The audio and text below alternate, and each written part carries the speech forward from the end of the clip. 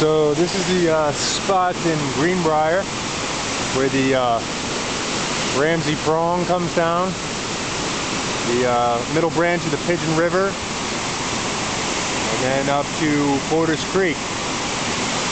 Usually it's flowing through pretty well through here, but you see its total rapids today. It's pretty amazing.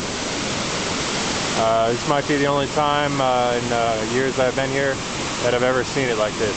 It's pretty high water. I couldn't imagine what the Ramsey Cascades look like today. Gosh, yeah, that's you could usually walk across that sometimes without even getting your feet wet. Just hopping on rocks across, but not going to happen today.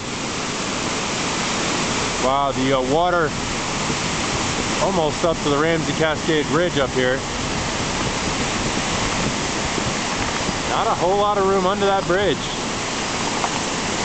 Pretty nutso.